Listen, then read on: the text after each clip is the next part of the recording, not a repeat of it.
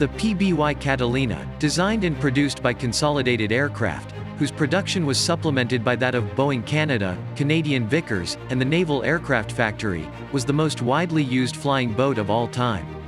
Developed in the 1930s, the famed patrol bomber was used around the world by the United States and its allies. The Soviets even produced hundreds of duplicates. The versatile aircraft sank U-boats, located the dreaded Bismarck, and rescued scores of downed airmen and crews of sunken ships. This volume explores the development and use of the aircraft, as well as details of its construction.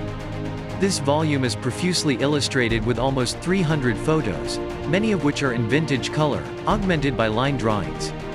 Find the link below and buy the book now.